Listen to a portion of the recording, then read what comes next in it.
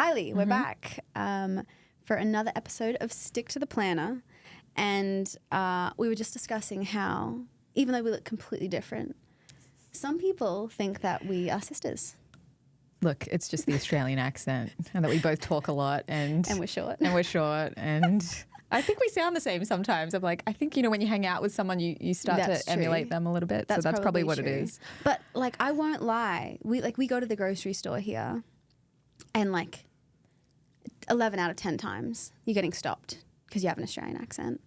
It's actually quite helpful around here, I think.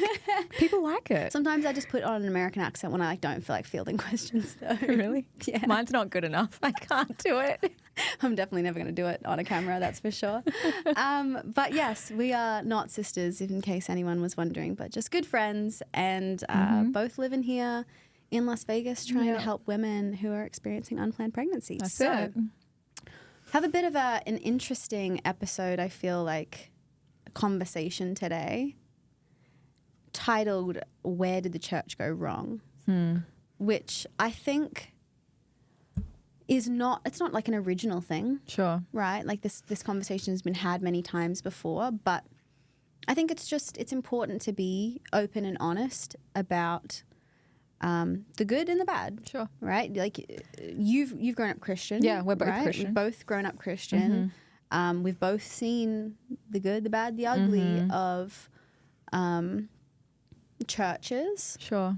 And I think one of the really interesting sentences or ideas that we were thinking about, and it's like a bold way to start a conversation, is would Jesus be happy with the pro-life movement? Ooh. Whoa, Phoebe. Do you have any thoughts, off the bat, of how you would even begin to approach that as a topic? Well, yeah, I have a couple of thoughts. I think that maybe we should define what we mean when we say the pro-life movement. Yeah. Because that could mean a number of things to a number of people. But I think it is really important to look at it and be like, hey, I think there's so many people just trying to do their best out there. Yeah. They're trying their best the best way that they know how. Yeah. But unfortunately, it's not always been it hasn't always turned out for the best. And so I think that's probably where we're coming from. We've seen, like you said, we've seen the good, bad and the ugly of the side of the church, and we want to just be a different voice and be like, how can that be better? And I think maybe a good place to start is to look at the historical perspective on how the church did it. And back in the day, in the early church, they were the only ones providing the support, right? Yeah. They were no safety nets. There was social security. There was nothing. There was just there was just you were at the mercy of the goodwill of whoever was around to help, and that just happened to be the church at the time. I think it's James chapter 1 verse 27 says. I'll just paraphrase, but this is what he says is that, this is true religion, is to look after the orphans and the widows. And so that was the thing, that they were doing that, but no one else was doing it, And so we're trying to be the modern equivalent of that. Yeah, good origins. Some ups and downs along the way. Sure. There were maternity homes. Things came later on in different centuries and whatnot, but then there's always a good side, and then there's an alternative bad side that comes from that, a good side based in grace and uplifting people, and then a bad side based in shame and controlling people. Sure. Religion's always had this double side. It's not new. Absolutely, yeah. And we can't just focus on the good, just like we can't just focus on the bad. Sure. Yeah. Absolutely. Interesting. So coming back to that statement then of I love what you said, that I do really think that people are trying to do their best. That's not an excuse for bad behavior, of course, but I think it does switch your mindset from a discussion where people often see someone as the enemy, right? Somewhat the people on the left see the people on the right, they're all, but I do think that majority of people are trying to do the best with what they have, like you said, which means it turns people from the enemy into people we can have conversations with, people we can educate, be educated from, and hopefully just have like all learn from each other and learn a better way together that we can serve women. Absolutely. How do you feel like approaching this topic with like, I don't know, I feel like people's, even just saying like, I'm a Christian and I work in an organization helping women with unplanned pregnancies. Like, what do you feel the reaction is, or like, is there any stigma or anything like that? Well, I think people may feel like they're going to get judged straight away. You know, there's like, okay, if I choose a certain way, like maybe this group of people is going to turn me away, or, you know, it's just that feeling. Is that what's happening? Yeah. Yeah. Like, people, I think, automatically go to, it's not great. And I'm not saying everyone believes this. And I'm not saying that there is or isn't a reason why they believe this. I think there's both. But it's like a lot of people see Christianity and they just think like hypocrisy and judgment. Not great. Not great. But like a lot of people have their reasons why they feel that. Sure. Right? And so I feel like where the church does go wrong is when we let our help or our support be motivated by control or be motivated by guilt and shame, resulting in judgment and hypocrisy, as opposed to being motivated by love, by freedom, by grace and mercy, and like wanting to truly uplift people. What's kind of your take on like? Yeah, I think that true change doesn't come about when, when you're, one of our co-founders, he says it this way, like when you're shooting on people. And it sounds funny. He says it a lot, but I like it because I've never really heard that expression before. But I never want to be told what to do. Like if you tell me what to do, that is like impetus to be like doing the opposite thing. Which is like we share like a kitchen, right? And it's like if I see the dishwasher needs to be unstacked, like maybe I'll unstack it, maybe I won't. But if you're like, Phoebe, do that, I'll be like, I don't want to do it now because you've told me. Sure. And like, I mean, that happens with kids a lot, right? Yeah. Like, you're like, don't touch this. And then, of course, like, this is what I want to do.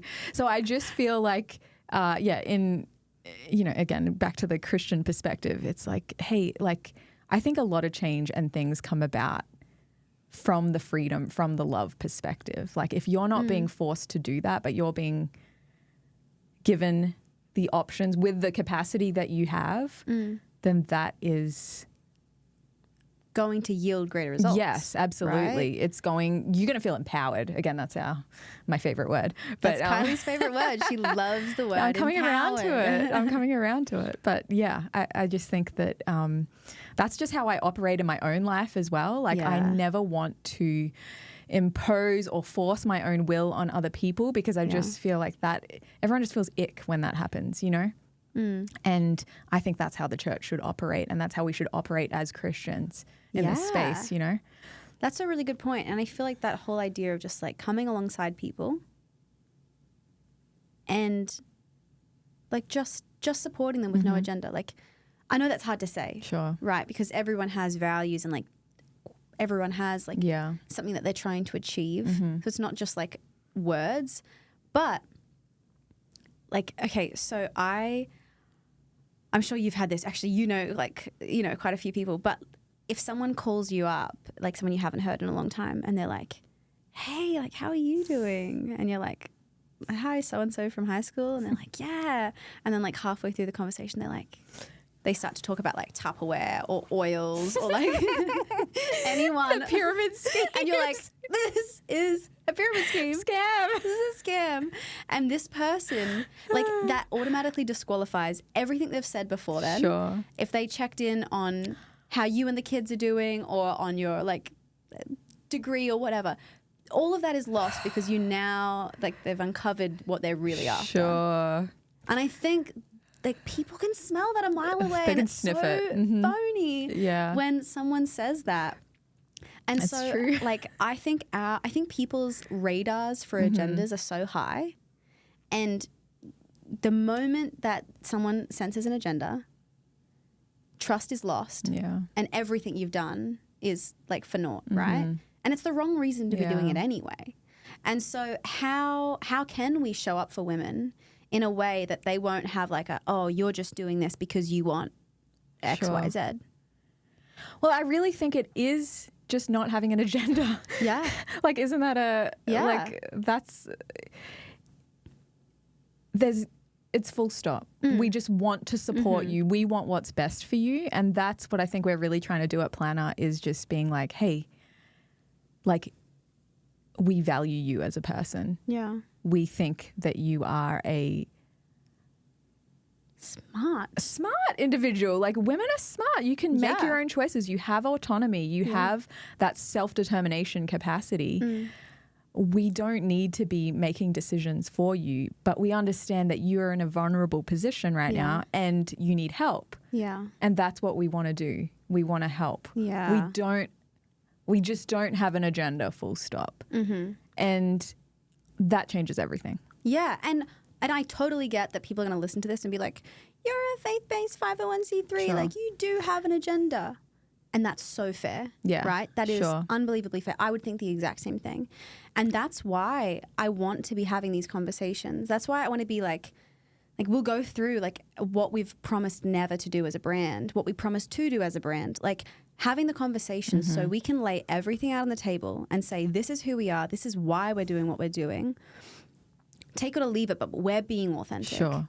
Take it or leave it, but we're being honest, right? Yes. Well, you brought up a good point. Okay, so what are our brand nevers? I might just read them and then maybe you can speak to them. Sure, okay. Sure. So we will never abandon faith-based Christian standing, values, and identity. Yeah, this was, it's an unpopular thing as a femtech organization to put as your first brand never, but we found it very important. The only reason, like, we could all be earning better money, getting better X, Y, and Z in the corporate world. We're working for a nonprofit, right?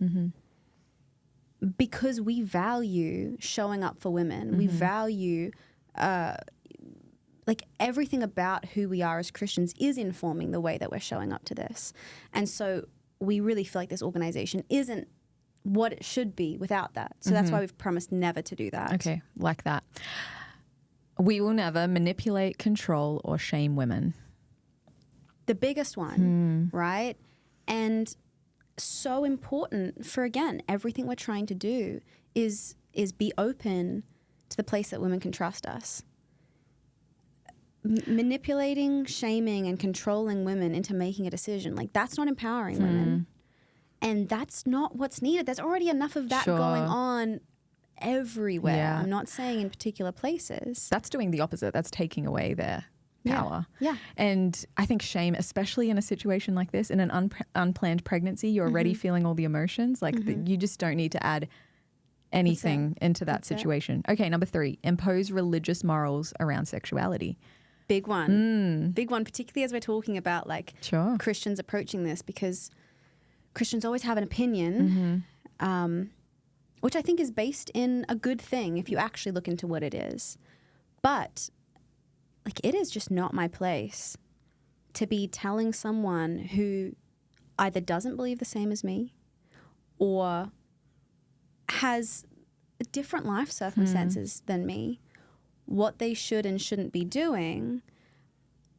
And if they want to ask what I do and how I live my life, I'm happy to share with them, right? But what they don't need in that moment, you're right, is shame, is, well, you should have done this, or why didn't you do that? They do need a friend, and they do need a safe space, and they do need someone to say, like, it's going to be okay, which is why that is such an important one and number 2 on our list. Yeah, wow. We will never promote, facilitate, or oppose abortion. Yeah. Oof. Right? It was important to us to to talk about this. And it's important for us to be intellectually honest with research and present all options. If she wants to know more about motherhood, abortion, or adoption, we present that information. But as a faith-based organization, we don't facilitate it, but we also don't facilitate motherhood, right? There's a lot of organizations that do both of those. Sure. We looked for the gap, right? We looked for the place that no one was showing up, and that's in adoption, right? So we could equally write this, we don't promote, facilitate, oppose motherhood. It's just not our area that we're working in. Sure. So we will, if a woman says, my choice is to get an abortion, okay. Okay, I respect you. It's not my place. Yeah. But what we specifically provide is adoption care for the woman. Love that. And the last one, we will never become politically aligned or politically adversarial. Yeah, which I'd say is one of the most important things to ensure that women can trust us. We've been so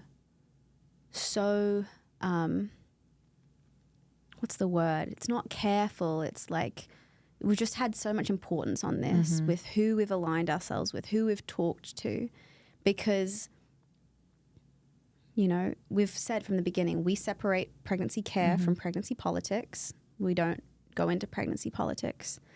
And we will never align ourselves with anyone, and we'll never stand against anyone either.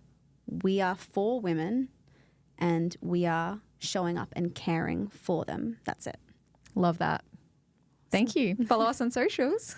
Yeah, and we have lots more interesting, dicey, kind of hard conversations coming. So absolutely.